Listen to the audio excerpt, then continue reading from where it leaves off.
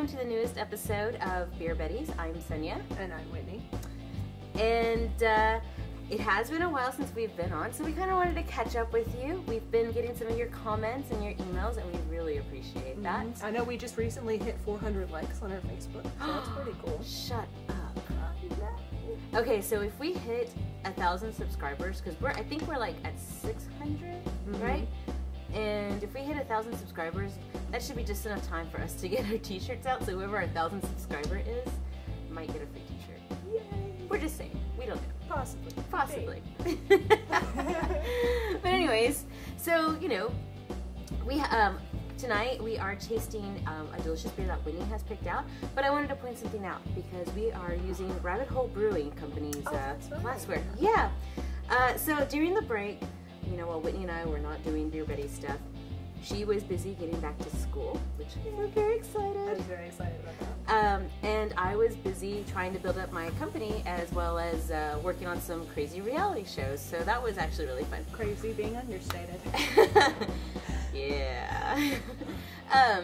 But one of the projects that I was asked to do through the company was do a Kickstarter video for Rabbit Hole Brewing. So I'm sure it's probably up by now, by the time this video airs, because we are in the post-production, last little stages of it. So it'll probably be up in the next, well, from here until then, it'll probably be a week. And by the time this airs, it'll definitely be up. So we're very excited about that. And if you can... Maybe you can even post a link at the bottom. Absolutely. I was just about to say that. I'm going to post a link right down here somewhere. And so that way you can go check it out. And if you can, please, guys, you know, throw whatever you can at this Kickstarter because these guys are really cool. Their beer is really great, and it just helps, you know, the Dallas beer scene, which you know is growing by leaps and bounds. And I mean, we're having so much fun with it. So yeah, you know, speaking of the local beer scene, I know we kind of touched on this a little bit last time, but there's a lot of interesting changes that the Brewers Association is trying to push through in Austin right now, and they're actually hitting a little bit of resistance from lawmakers, especially in the Dallas area. So, you know, guys, if you want your craft brew industry to blossom, especially in Texas, you really have a great potential market, bug your congressman. Make sure they know that you are going to be pissed, and you're not going to vote for them if they take away the rights of your local brewers, because if we lose those, we're going to be stuck with all the crap we used to have. So definitely, you know, if you like your craft beer, make sure that you write your congressman, let them know that's not something you want. We'll definitely be posting a link to that as well. Oh, yes, we will. Write it down. So, anyways, what are we trying tonight? Well, okay, this is actually one that Sonia so sweetly got me for my Christmas present, which we actually just got to exchange now. 2 months later. Okay, so note to self, it is now, when we're filming this, it is March 12th. Yep. I got this for her. Yeah, so 3 months later. So I got this for her for Christmas. And we just now got to exchange our Christmas presents. This is how busy we've been. Well, I've been out of town. I can't help it. I know, yeah. It's just, you know, it happens. Well, okay. So what we're trying is going to be the Harpoon 100 Barrel Series White IPA.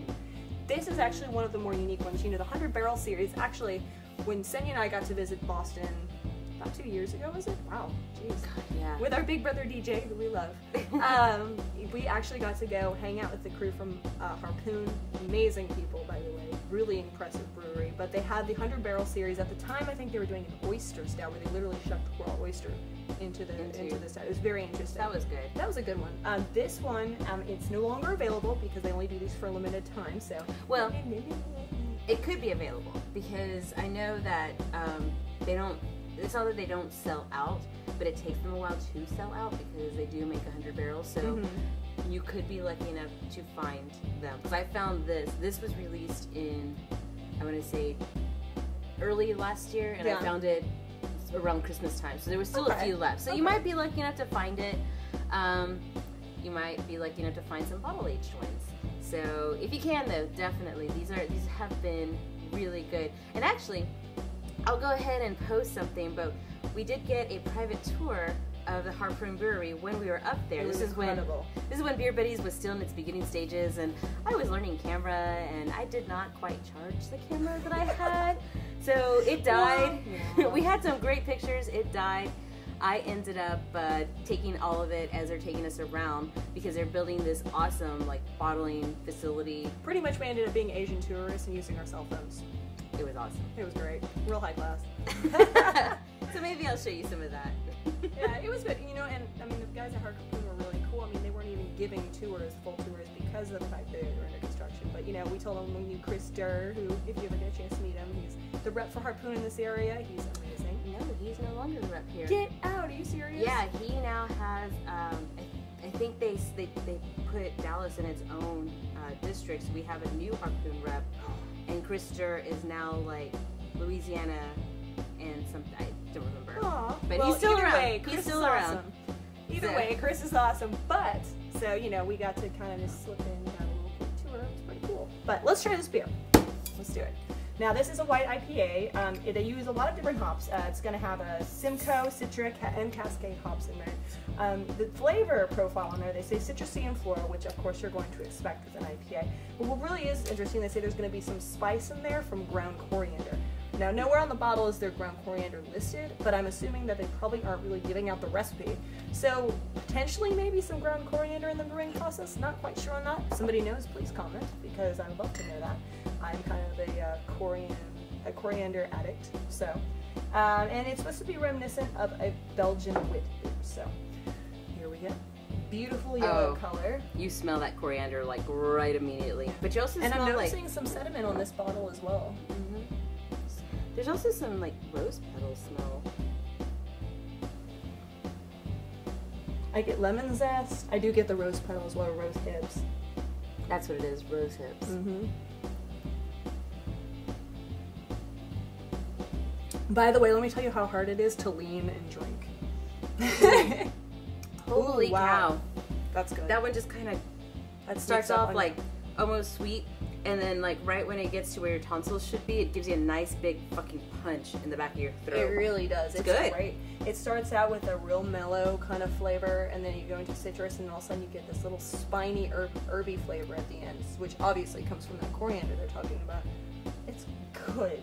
I like it. It's a great sipping beer. And it's even better, it's a great sipping beer in the middle of hot summer. It is definitely one that you could take on a boat and just, you know, sip on it all day long as you're out in the middle of the lake, maybe fishing, maybe just hanging out with your friends. Oh, I like this. Okay, so what would you rate it? Oh, I'm definitely giving this a 6 out of a 6. It's fantastic.